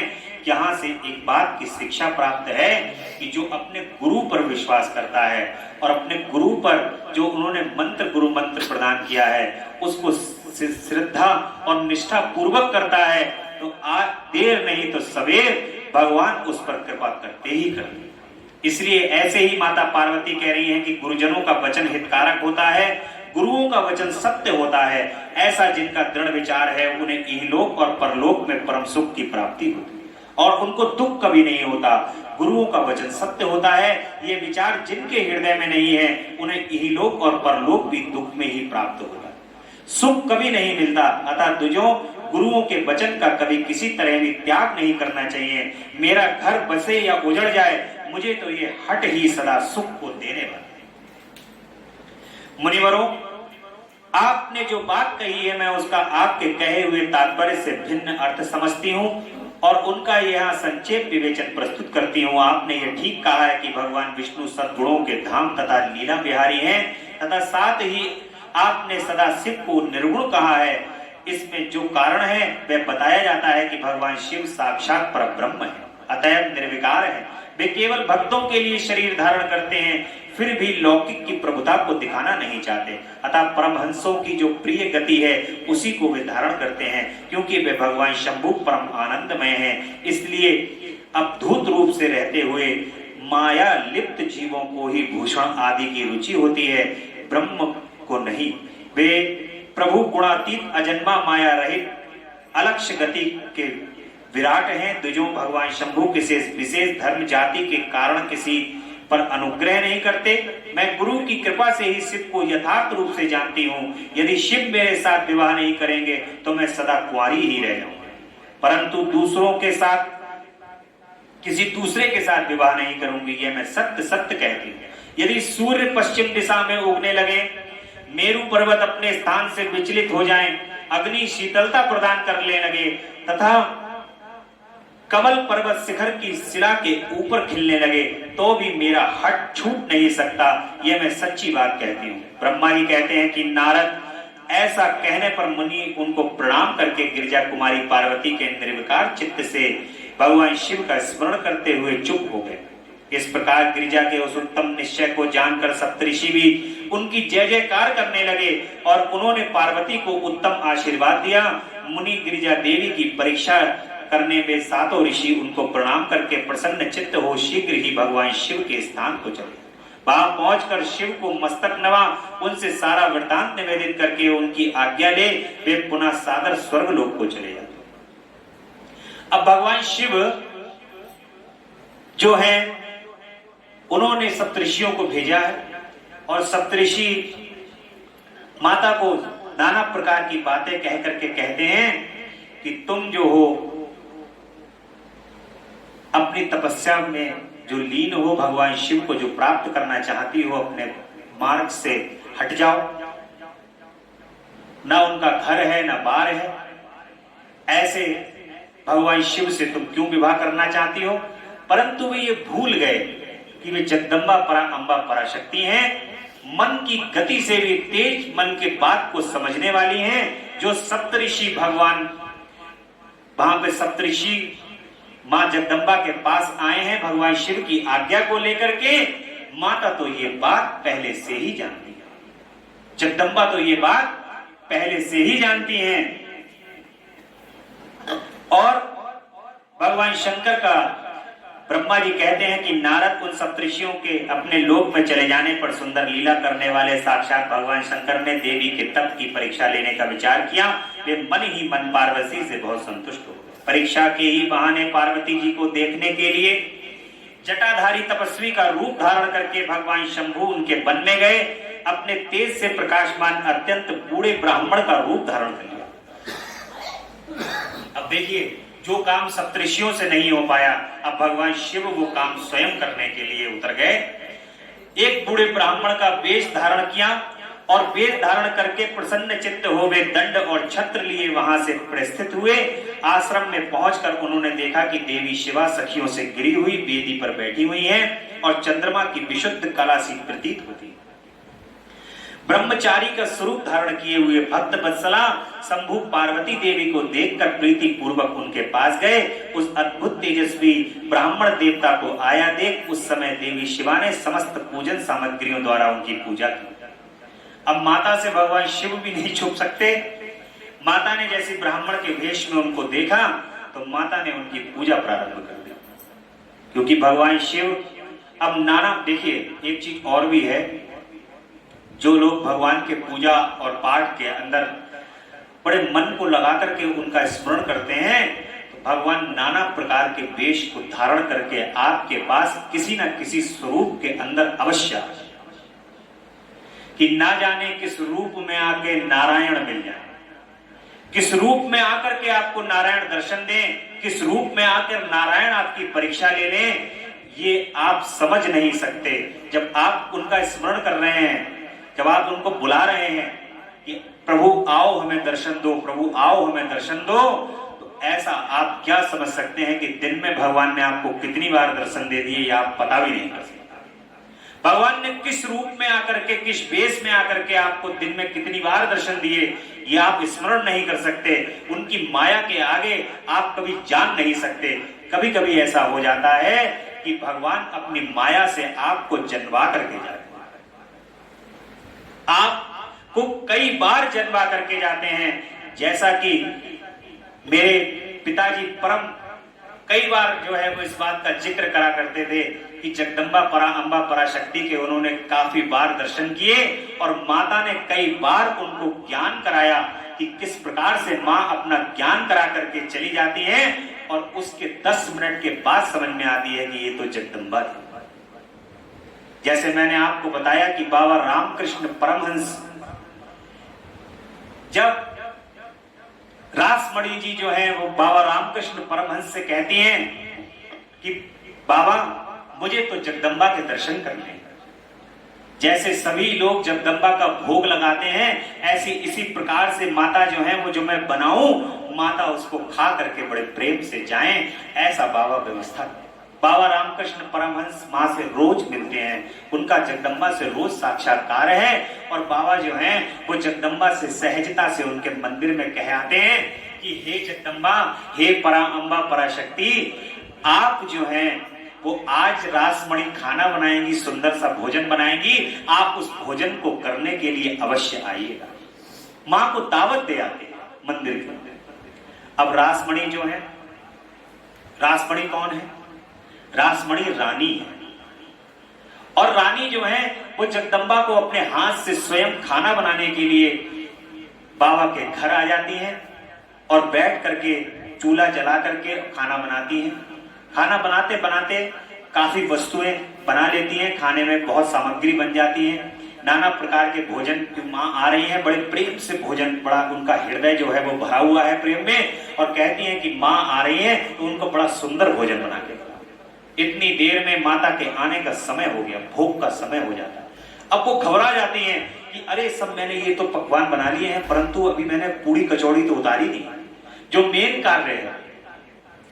जैसे ही वो चूल्हे के ऊपर पूरी कचौड़ी उतारने के लिए माता बढ़ती हैं आगे, वैसे ही तो एक स्त्री आ जाती है बाहर से दरवाजे से, और वो स्त्री दो पुत्रों को अपने लेकर के आती है, और उन पुत्रों को ला करके उस भगवान का जो माता का उन्होंने भोग बना रखा है उस भोग के पास बैठा देती है, और कहती है कि रासमणि जी बहुत देर हो गई है, माता जी का भोग लगने का समय हो गया है, लाओ मैं तुम्हारा हाथ बटा देती हूँ, जल्दी जल्दी पूरी उतरवा दूंगी, जितनी जल्दी उतरवाऊंगी उतनी जल्दी माता जी का भोग चला जाएगा, वरना आके चली जाएंगी। रासमणि जी क्योंकि अब उनको सहयोगी मिल गया है तो वो कह रही है कि ठीक है, आप भी जो है वो मेरा सहयोग कर दो। वो पूरी कचौड़ी बनना शुरू हो गई और पूरी उतारी जा रही है, पीछे रखी जा रही है। पूरी उतारते उतारते 15-20 मिनट हो गए, हजारों पूड़ियां उतर गई। पीछे जब जैसी रासमणि जी ने देखा वैसी पूड़ी और पकवान से सारे बर्तन खाली। अब तो वो देख करके बिल्कुल घबरा गई कि माँ के आने का समय हो गया है और मैं जो हूं ये सब फिर पकवान खाली हो गए हैं, अब मैं दोबारा से माता का ये सब काम कैसे करूंगी। आज तो मेरा जो वादा है, बाबा से जो मैंने वादा किया है, आज मेरा वो वादा झूठा। इतनी ही देर में जगदम्बा कहती हैं कि ये जहां भी जाते हैं दोनों मेरी नाक कटाते हैं, जहां भी जाते हैं बड़ा भोजन करते हैं, और ये आज भी तुम्हारा सारा भोजन खा गए। सारे इन्होंने पकवान के जितने भी बर्तन थे सारे तुम्हारे खाली कर दिए, सारी पूरी कचौड़ी खा गए, मेरी हर जगह बेइज्जती कराते हैं। माँ जो है उन दोनों बच्चों को, एक को गोदी में उठा के एक का कान पकड़कर जैसी दरवाजे पर आती हैं, वैसी बाबा रामकृष्ण परमहंस कहते हैं कि पहचान कि ये कौन है जिसने ये खाया है। तब जब रासमणि जैसे ही अपने चेहरे को ऊपर उठाती हैं, वैसे ही जगदम्बा अपने विराट रूप में, उनके चरण कमल तो धरती पर हैं और उनका शीश जो है वो आकाश को छू रहा है। जगदम्बा परा अम्बा पराशक्ति आद्या काली के रूप में उन्हें रासमणि को दर्शन प्रदान किया। और भगवान ब्रह्मा जी और विष्णु जी ये दोनों उनकी गोद के अंदर है। ब्रह्मा और विष्णु उनकी गोद में बैठे हुए हैं और भगवान शिव उनके हृदय में निवास कर रहे हैं। ऐसा चित्र देख करके जब जैसी रासमणि ने इस प्रकार का जो चित्र देखा है, जगदम्बा को जो इस प्रकार से देखा है, उनकी दृष्टि जो है वो स्तब्ध की स्तब्ध रह जाती है। और बाबा की कृपा से आज उनको भोग भी मिल गया है और मोक्ष भी मिल गया है, क्योंकि उन्होंने जो है वो माँ के दर्शन कर लिए हैं। भोग तो उनको जो है वो माँ का भोग लगाने से प्राप्त हो गया है और माँ के दर्शन करने से उनको मोक्ष की प्राप्ति हो गई। बोल जगदम्बा रानी की जय। ऐसे ही जो है वो भगवान शिव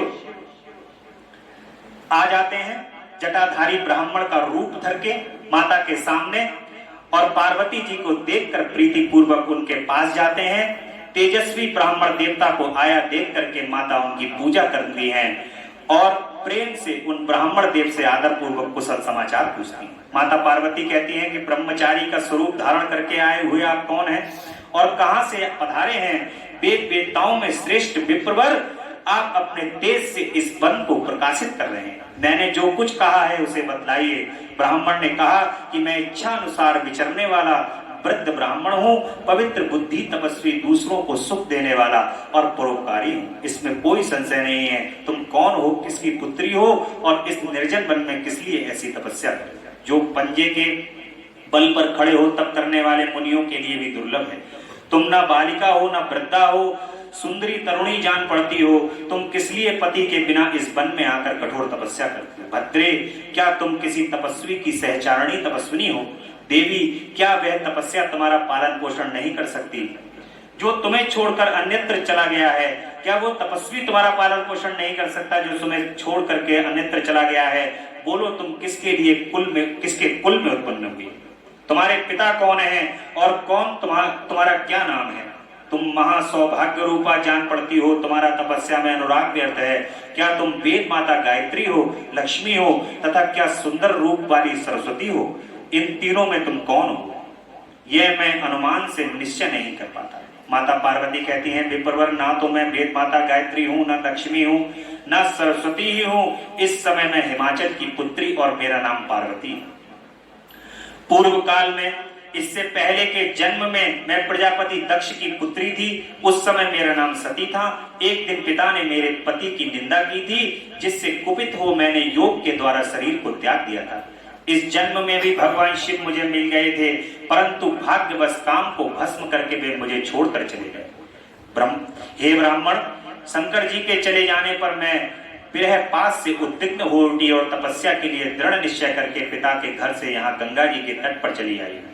यहाँ दीर्घ काल तक कठोर तपस्या करके अपने प्राण बल्लभ को ना पा सकी, इसलिए अग्नि में प्रवेश करना चाहती। इतने में ही आपको आया देख मैं क्षणभर के लिए ठहर गई। अब आप जाइए, मैं अग्नि में प्रवेश करूंगी, क्योंकि भगवान शिव ने मुझे स्वीकार नहीं किया है। किंतु जहां जहां मैं जन्म लूंगी वहां वहां शिव का ही पति रूप में वर्ण करूंगी। ब्रह्मा जी कहते हैं कि नारद ऐसा कहकर पार्वती उस ब्राह्मण देवता के सामने ही अग्नि में समा गई। यद्यपि ब्राह्मण देव सामने उन्हें बारंबार ऐसा करने से रोक रहे थे, अग्नि में प्रवेश करती हुई पर्वत राजकुमारी पार्वती की तपस्या के प्रभाव से वह आग उसी क्षण चंदन पंख के समान शीतल हो गई। अब ये मां कार्य क्यों कर रही है? भगवान शिव बहुत हट कर रहे हैं। भगवान शिव ऐसा हट कर रहे हैं कि वो बार बार उनकी परीक्षा ले रहे हैं। कहीं सप्तऋषियों को भेज रहे हैं, कहीं खुद आ रहे हैं ब्राह्मण बन के। माता ने कही, अब तुम्हारी परीक्षा मैं लेती हूँ। इसलिए जगदम्बा जो है वो अग्नि के अंदर भस्म होने के लिए आ जाती हैं, परंतु भगवान शिव यहाँ पर बड़े चंदन पंख के समान उसको शीतल कर देते हैं। क्षण भर के आग के भीतर रहकर जब पार्वती माता आकाश में ऊपर की ओर उठने लगी, तब ब्राह्मण रूपधारी भगवान शिव ने सहसा हंसते हुए उनसे पूछा, अहो भद्रे, तुम्हारा तप क्या है? ये कुछ भी मेरी समझ में नहीं आया। इधर अग्नि से तुम्हारा शरीर नहीं जला, यह तो तपस्या की सफलता का सूचक है, परंतु अब तक तुम्हें अपना मनोरथ प्राप्त नहीं हुआ, इससे उसकी विफलता प्रकट होती है। अतः देवी, सबको आनंद देने वाली मुझ श्रेष्ठ ब्राह्मण के समान सामने तुम अपने अभिष्ट मनोरथ को सच सच बताओ। ब्रह्मा जी कहते हैं कि नारद ब्राह्मण के इस प्रकार पूछने पर उत्तम व्रत का पालन करने वाली अंबिका ने अपनी सखी को उत्तर देने के लिए प्रेरित किया। पार्वती से प्रेरित हुई उसकी विजया नामक प्राण प्यारी सखी ने, जो उत्तम व्रत को जानने वाली थी, जटाधारी तपस्वी से कहा कि साधु, तुमसे पार्वती के उत्तम चरित्र का और उसकी तपस्या के समस्त कारणों का वर्णन करती हूँ। आप सुनना चाहते हो तो सुनो। मेरी सखी गिरिराज हिमालय की पुत्री है। ये पार्वती और काली नाम से विख्यात है तथा माता मेनका की कन्या है। जब तक किसी ने इनके साथ विवाह नहीं किया है, ये भगवान शिव के सिवा दूसरे किसी से विवाह भी नहीं करेगी। इन्हीं के लिए 3000 वर्षों से तपस्या कर रही हैं। भगवान शिव की प्राप्ति के लिए ही मेरी सखी ने ऐसा तप प्रारंभ किया है। विप्रवर, इसमें जो कारण है उसे बताती हूँ, सुनिए। ये पर्वत राजकुमारी ब्रह्मा, विष्णु तथा इंद्र आदि देवताओं को भी छोड़कर केवल पिनाकपाणी भगवान शंकर को ही पाना चाहती है और नारद के आदेश से ये कठोर तपस्या कर रही है। द्विश्रेष्ठ, आपने जो कुछ पूछा था उसके अनुसार मैंने प्रसन्नता पूर्वक अपनी सखी का मनोरथ बताया।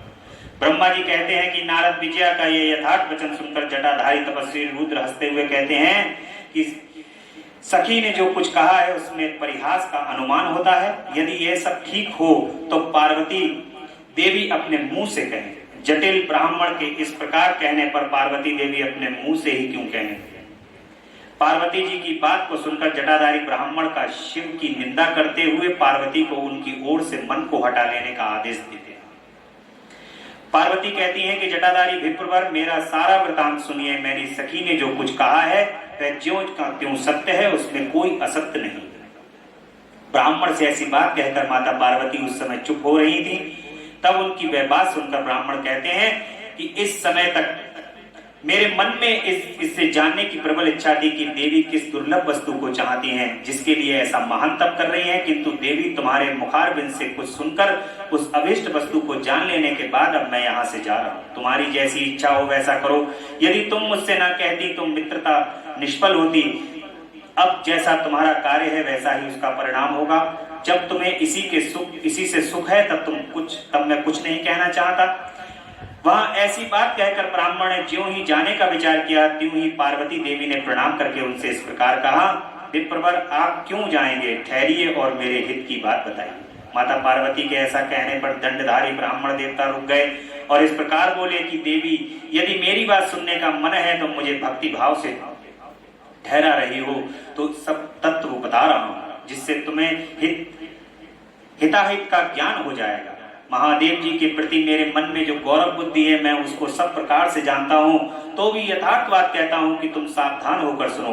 वृषभ के चिन्ह से अंकित ध्वजा धारण करने वाले महादेव सारे शरीर में भस्म रमाए रहते हैं, सिर पर जटा धारण करे रहते हैं, धोती की जगह बाघ का चरम पहनते हैं, चादर की जगह हाथी की खाल ओढ़ते हैं, हाथ में भीख मांगने के लिए एक खोपड़ी लिए रहते हैं।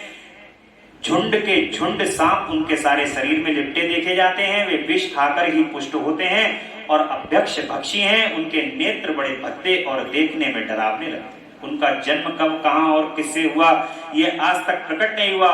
घर गृहस्थी के भोग से वे सदा दूर ही रहते हैं, नंग धड़ंग घूमते हैं और भूत प्रेतों को सदा साथ रखते हैं। उनके 1 2 नहीं 10 भुजाएं हैं। देवी, मैं समझ नहीं पाता कि किस कारण तुम उन्हें अपना पति बनाना चाहती हो।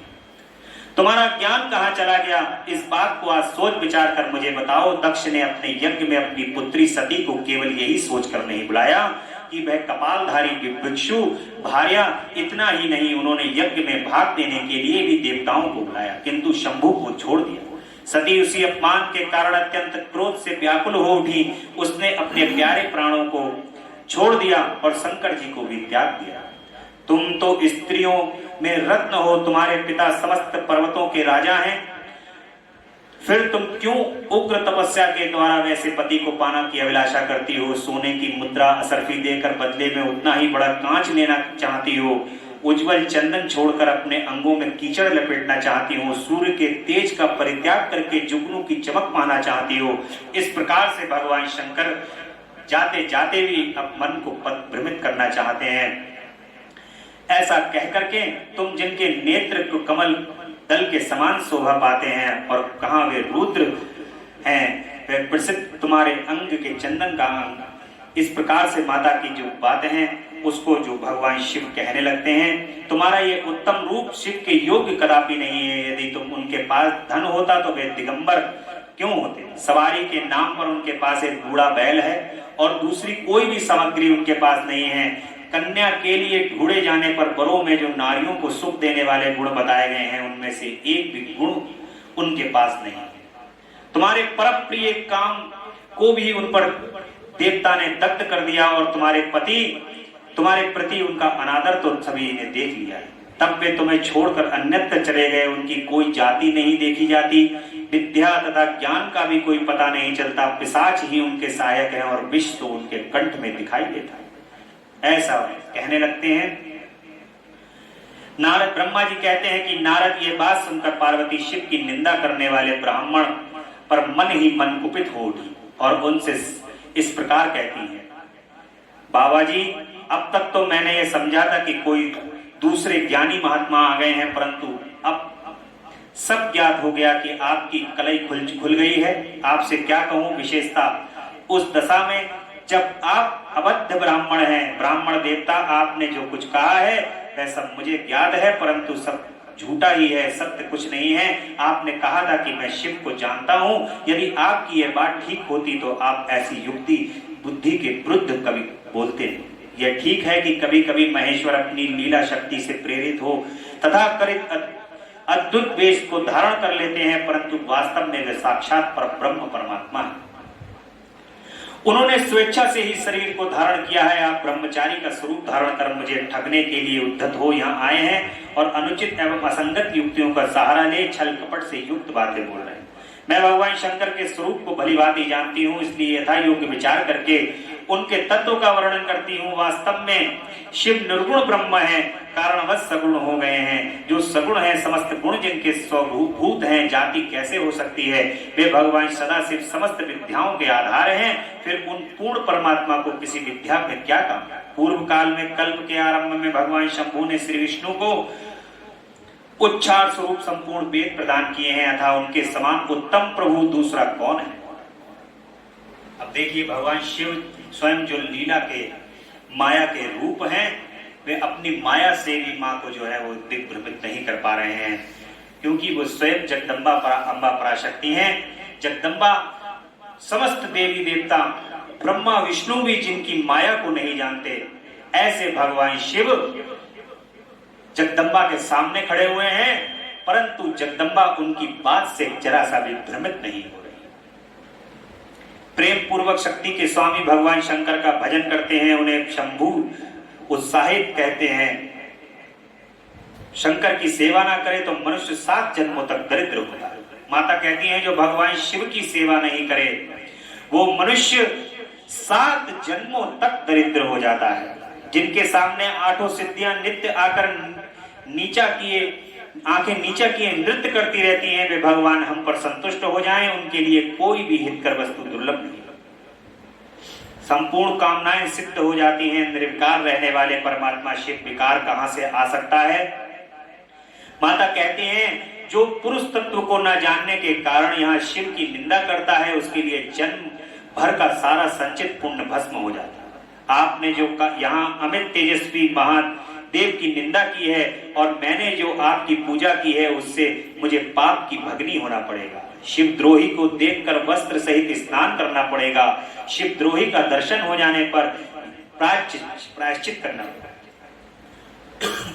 जो भगवान शिव का द्रोही,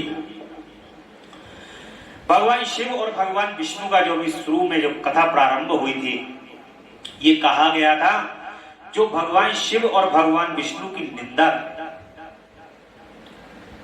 उस व्यक्ति से जीवन में कभी भी अपना संबंध नहीं रखना चाहिए, क्योंकि आपको घोर नरक का सामना करना पड़ेगा।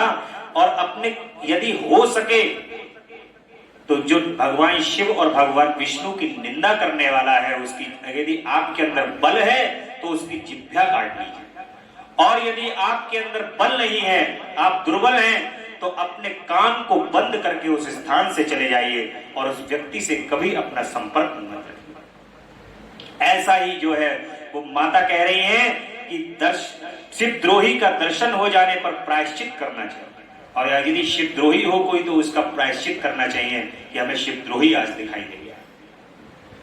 इतना कहकर पार्वती उस ब्राह्मण पर अधिक रुष्ट होकर कहती हैं कि अरे दुष्ट, तूने कहा था कि मैं शंकर को जानता हूं, परंतु निश्चय ही तूने सनातन शिव को नहीं जाना। भगवान रुद्र को तू जैसा कहता है वैसे ही क्यों ना हो, उनके जैसे भी बहुसंख्यक रूप क्यों ना हो, सत्पुरुषों के प्रियतम नित्य निर्विकार वे भगवान शिव ही मेरे अभिष्टतम देव हैं। ब्रह्मा और विष्णु भी कभी उन महात्मा हर के समान उनकी पूजा पाठ प्रतिष्ठा करने वाले।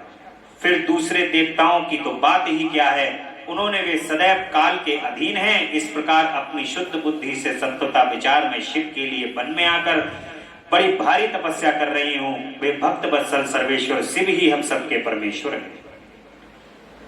माता पार्वती कहती हैं कि सती, इस अधम ब्राह्मण को यत्न पूर्वक रोको, यह फिर कुछ कहना चाहता है। यह केवल शिव की निंदा ही करेगा। जो शिव की निंदा करता है वह केवल उसी को पाप नहीं लगता, जो उस निंदा को सुनता है वह भी वहां पाप का भागी होगा। भगवान शिव के उपासकों को चाहिए कि वह शिव की निंदा करने वाले का सर्वदा वध करे। यदि वे ब्राह्मण हो तो उसे अवश्य ही त्याग दे और स्वयं उस निंदा के स्थान से शीघ्र दूर चला जाए। यह दुष्ट ब्राह्मण फिर शिव की निंदा करेगा। ब्राह्मण होने के कारण यह बद्ध तो है नहीं, अतः त्याग देने के योग्य है।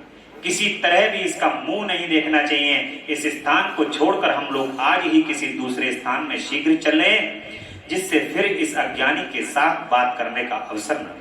ब्रह्मा जी कहते हैं कि नारद ऐसा कहकर उमा ने ज्यों ही अन्यत्र जाने के लिए पैर उठाया, त्यों ही भगवान शिव ने अपने साक्षात स्वरूप से प्रकट हो प्रिया पार्वती का हाथ पकड़ लिया है। शिवा जैसे स्वरूप का ध्यान करती हैं, वैसा ही सुंदर रूप धारण करके शिव ने उन्हें दर्शन दिया। पार्वती ने लज्जावश अपना मुंह नीचे की ओर कर लिया है। तब भगवान शिव उनसे कहते हैं कि प्रिय, मुझे छोड़कर कहां जाओगी? अब मैं फिर कभी तुम्हारा त्याग नहीं करूंगा। मैं प्रसन्न हूं, वर मांगो, मुझे तुम्हारे लिए कुछ भी अदेय नहीं है।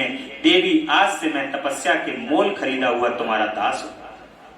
भगवान शिव कह रहे हैं कि आज भगवान जो है वो भक्त वत्सल हैं। जो काम ऋषि मुनि महात्मा लोग ध्यान लगा करके नहीं कर सकते हैं, वो कार्य जो है वो भक्त कर देते हैं। भगवान भक्त वत्सल हैं, भक्तों के अधीन हैं। इसीलिए कहते हैं कि अब तुम्हारे बिना मुझे एक क्षण भी युग के समान जान पड़ता है। लज्जा छोड़ो, तुम तो मेरी सनातन पत्नी हो। गिरिजा नंदिनी महेश्वरी, मैंने जो कुछ कहा है उस पर श्रेष्ठ बुद्धि से विचार करो। सुस्थिर चित्त वाली पार्वती, मैंने नाना प्रकार से तुम्हारी बारंबार परीक्षा ली। लोक लीला का अनुसरण करने वाले मुझ स्वजन के अपराध को क्षमा कर दो। हे पार्वती, तीनों लोगों में तुम्हारी जैसी अनुगरणी मुझे दूसरी कोई दिखाई नहीं दी। भगवान शिव कह रहे हैं माता से कि बार बार तुम्हारे जैसी कि वह माता नाराज होकर दूसरे स्थान पर जाने के लिए जब कह रही है कि मैं दूसरे स्थान पर चली जाऊंगी, तो भगवान ने कहा अब मना लो इनको। मैं सर्वथा तुम्हारे अधीन हूं, तुम्हारी इच्छा पूर्ण हो। प्रिय, मैं मेरे पास आओ, तुम मेरी पत्नी हो और मैं तुम्हारा वर हूं। तुम्हारे साथ मैं शीघ्र ही अपने निवास स्थान उत्तम पर्वत कैलाश को चलूंगा।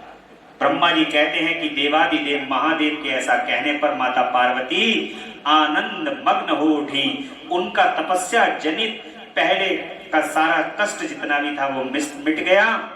मुनि श्रेष्ठ सती साध्वी पार्वती की सारी थकावट दूर हो गई, क्योंकि परिश्रम का फल प्राप्त हो जाने पर प्राणी का पहले वाला सारा श्रम नष्ट हो जाता है। यदि कोई परीक्षार्थी जब परीक्षा देता है और घोर उसने परीक्षा के अंदर मेहनत की है, जब उसका परिणाम आता है, जब परिणाम में वो उत्तीर्ण होता है, पास होता है, तो उस समय उसका जो जितनी परिश्रम करी होती है ना, तो वो खुशी के मारे, प्रसन्नता के मारे उसकी जितनी भी जो उतने परिश्रम किया होता है उसको दिखाई नहीं।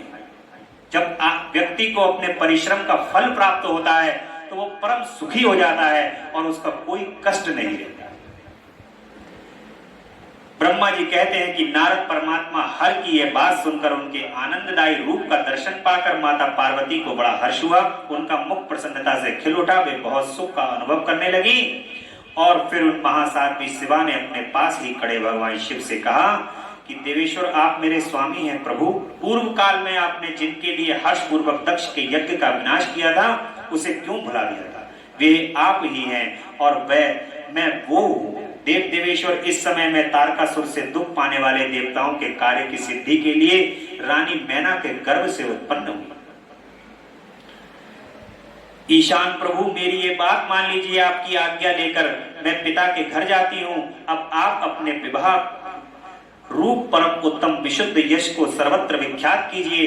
नाथ प्रभु, आप तो लीला करने में कुशल हैं, अतः मेरे पिता हिमवान के पास चलिए और याचक बनकर उनसे मेरी याचना कीजिए। लोक में मेरे पिता के यश को फैलाते हुए आपको ऐसा ही करना चाहिए।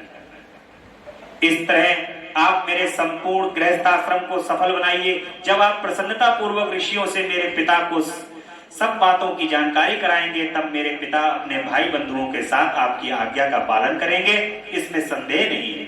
जब पहले प्रजापति दक्ष की कन्या थी और मेरे पिता ने आपके हाथ में मेरा हाथ दिया, उस समय आपने शास्त्रोक्त विधि से विवाह का कार्य पूरा किया था। मेरे पिता दक्ष ने ग्रहों की पूजा नहीं की, अतः उस विवाह में ग्रह पूजन विषयक बड़ी भारी त्रुटि रह गई। इसलिए प्रभु महादेव अब की बार देवताओं के कार्य की सिद्धि के लिए आप शास्त्रोक्त विधि से विवाह का कार्य संपादित करें।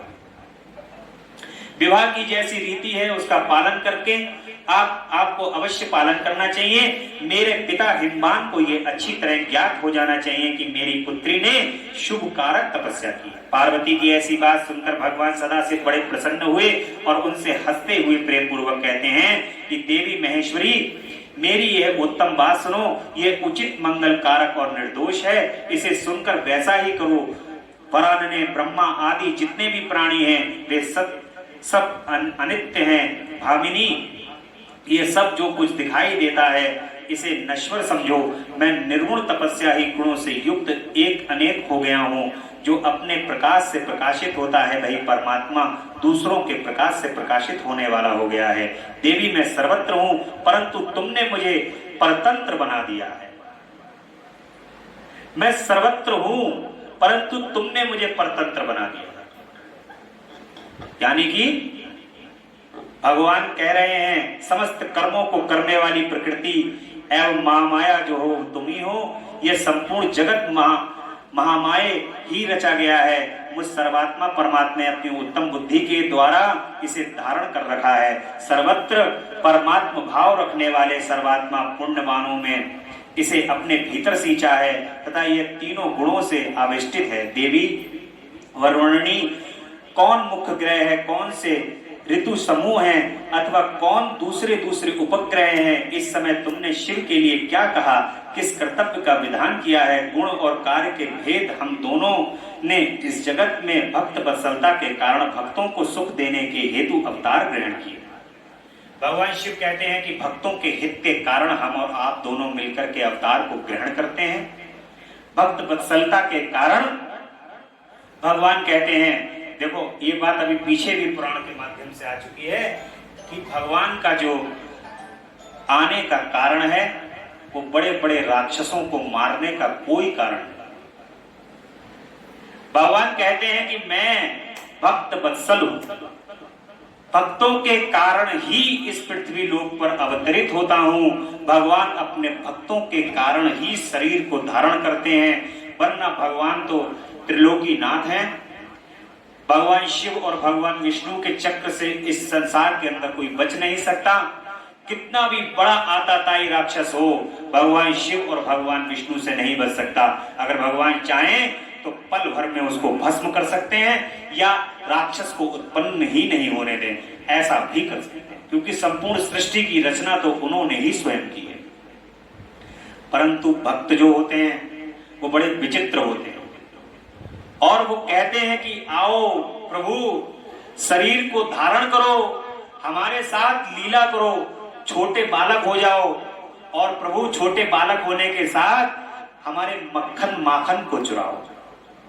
भगवान राम जो हैं वो काक भुसंड जी को जब आकर के दर्शन देते हैं तो भगवान राम, कौआ जो है वो चोंच पे रोटी मारता है तो भगवान एक रोटी जो है कौए को खिलाते हैं, एक रोटी स्वयं खाते हैं। तो उस समय काक भुसंड को विस्मृति हो जाती है कि ये क्या वाकई में यही परब्रह्म है।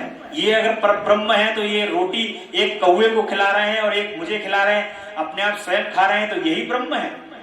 ऐसी विस्मृति, ऐसी माया से विस्मृति कर देते हैं भगवान। तो भगवान जो है भक्त वत्सल हैं, भक्तों के अधीन हैं, इसलिए समय समय पर भगवान आकर के भक्तों के कारण ही भगवान जन्म ले। भगवान कहते हैं कि जो निज भक्तन को बैरी है सो निज बैरी मेरो, भक्तन की रक्षा हित कारण चक्र सुदर्शन हेरो। ये चक्र सुदर्शन जो है वो किसी देवताओं या राक्षसों को मारने के लिए, देवताओं की रक्षा के लिए नहीं है, ये तो मैंने अपने भक्तों की रक्षा के लिए रखा हुआ है। मुझे तब क्रोध आता है जब मेरे भक्त जो हैं वो परेशान होते हैं, जब उनको कोई आताताई राक्षस परेशान करता है, तब भगवान क्रुद्ध होकर के अवतरण ग्रहण करते हैं, अवतार लेते हैं और परम सुख प्रदान करते हैं अपने भक्तों को।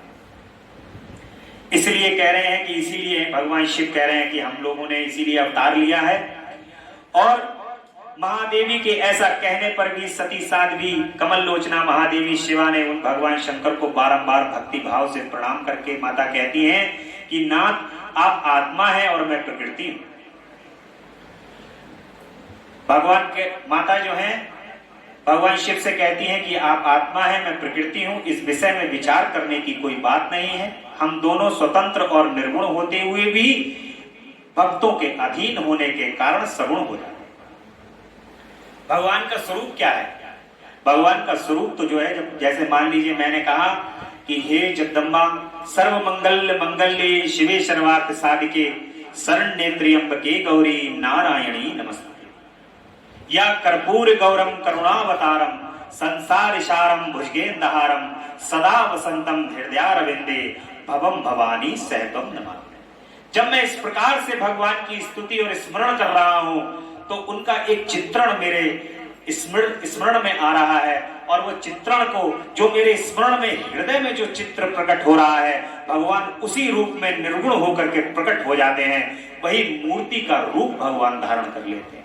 भगवान कहते हैं कि जो स्वरूप मेरे भक्त बनाते हैं, कहीं पर भगवान दाढ़ी मूछ वाले हो जाते हैं, कहीं पर भगवान चोटी वाले हो जाते हैं, कहीं भगवान जो है वो 3 नेत्र लगा लेते हैं, कहीं भगवान पंचमुखी हो जाते हैं, कहीं पर भगवान 10 हाथ ले लेते हैं, कहीं पर भगवान जो है वो दंडी का रूप धारण कर लेते हैं, कहीं मत्स्य बन जाते हैं। जैसा जैसा भगवान को भक्त उनका स्मरण करते हैं, भगवान वैसा ही स्वरूप को धारण कर लेते हैं।